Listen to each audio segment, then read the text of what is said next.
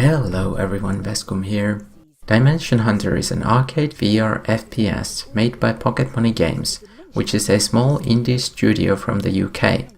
From what I've read, the studio is led by a university lecturer who uses the studio to develop games with his students.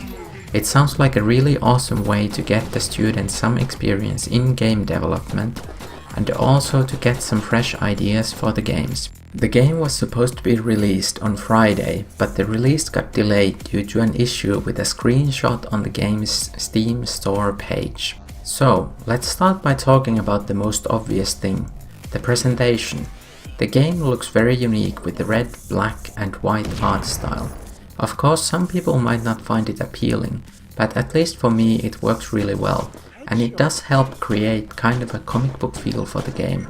The animations are fairly simple, but they still look good and they transition smoothly. The speech bubbles that pop up next to enemies also add to the comic book look, and I actually really like the idea of using speech bubbles like this in VR. Now obviously they won't be a good fit for most games, but in this one they are brilliant.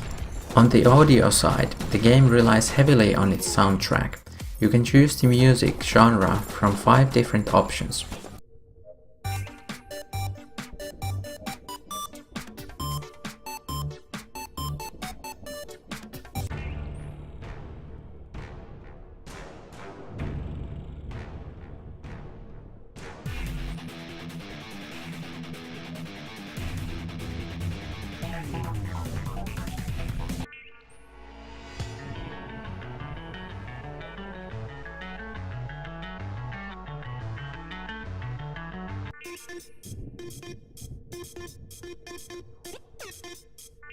If you want, you can also turn the music off, but I definitely recommend keeping it on since it is such an important part of the experience. Apart from the music, there isn't anything special about the audio. I guess the only real complaint I have about it is that a couple of times it sounds like there is an enemy behind you, but there actually isn't. I'm not sure if it's a positional audio issue or what, but especially on the second level it was quite noticeable. The game has a campaign with 11 levels that follow a very clear structure. First, you have a level where you travel through the interdimensional ship USS Ulysses to reach a dimension gate. Then on the next level you are in the other dimension, and then you return back to the Ulysses and repeat the same thing for another dimension gate. The game does not have checkpoints or the possibility to save progress during a level, which means that you will have to replay the whole level if you die. I'm sure that sounds quite annoying for some, but the levels are only a few minutes long and it really doesn't take long to replay them. The lack of checkpoints is also an important factor to consider in choosing what difficulty you want to play on. On the hardest difficulty, you usually die to one hit, which can be quite brutal on some levels and will probably cause quite a lot of repetition. I played through the game on the second hardest difficulty, which is a bit more forgiving as you usually only die to the second hit. You choose the difficulty at the start of the campaign, which means that if you want to lower it after a couple of levels, you'll have to start over. Again, this isn't a huge issue in my opinion since the levels are so short, but I guess some people might still like it as an option. The different dimensions and the ship have their own unique looking enemies, like aliens, dinosaurs, zombies, etc. But in the end, the differences between the enemy types aren't very big. Most enemies are either basic ranged or melee enemies, and they act the same way within those archetypes.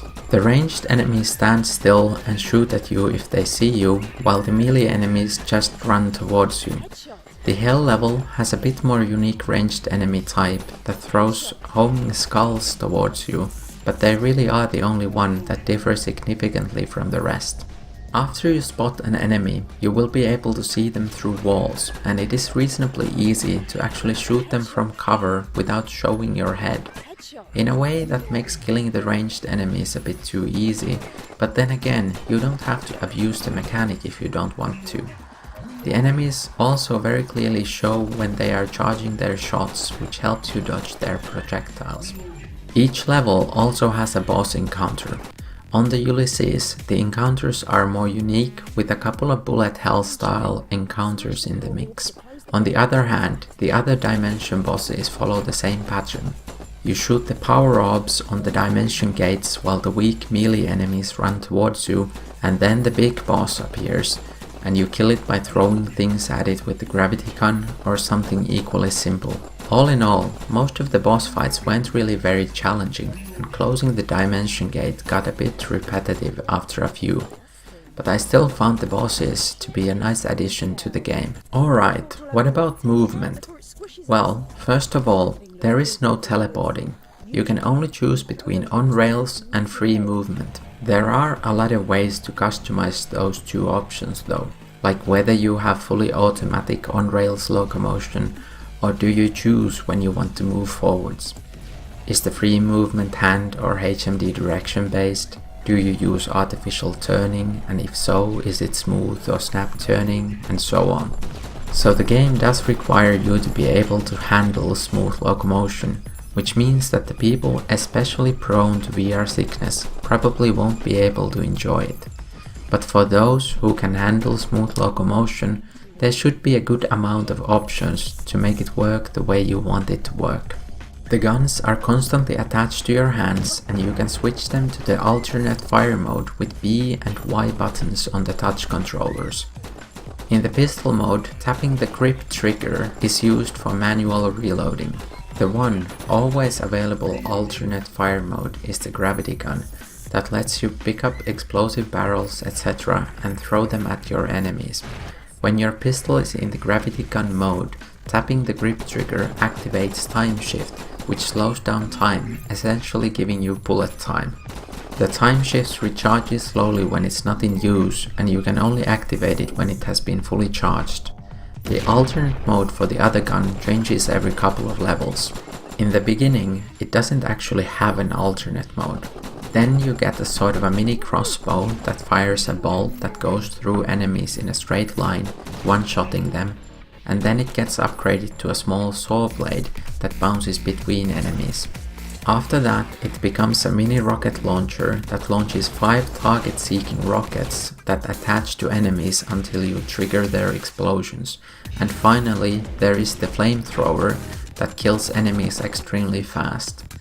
These alternate modes, except the gravity gun, have fairly long cooldowns, so you can't use them all the time, but they are very powerful and fun to use. The only real complaint I have about the controls has to do with the time shift. Basically, the game forgets to tell you how to activate it, and it definitely wasn't an obvious thing. Even the optional tutorial doesn't properly teach you how to do it. I mean, there are 3 things the tutorial should show: how to manually reload, how to use the alternate modes for the guns, and how to activate time shift. Like actually, what buttons do you need to press in order to do those things? And that's the key thing that is missing. It just tells you to press the button that does something without telling you what the actual button is. Alright, what else is there to talk about?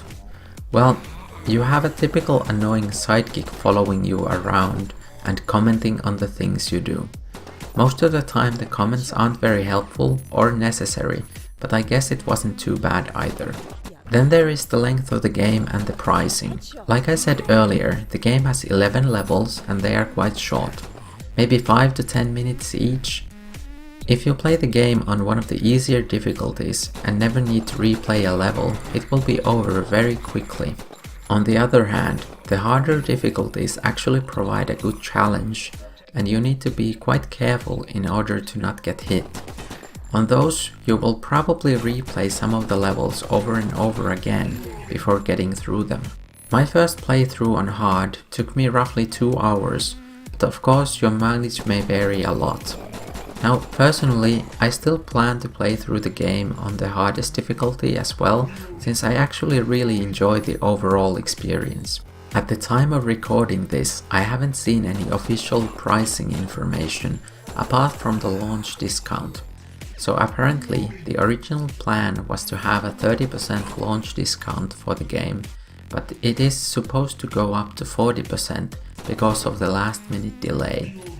If I had to guess, my guess would be that the game will be about 20 euros, which would be in line with a lot of other VR games.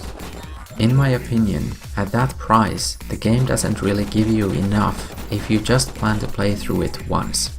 But if you do enjoy the game, then I think it has decent replay value in it, thanks to the very unique and awesome presentation and the hard difficulty levels. And especially with the 40% launch discount or any other future sale, it is definitely a game I would highly recommend. It is also worth mentioning that there is a demo version of the game available on Steam. The demo has actually been available for a very long time, and it just got updated to match the launch version of the game. It has the first level along with all the difficulty and movement options, so you can actually properly try the game before buying it, which is awesome. So that does it for this review. Thank you for watching, and I'll see you in the next one.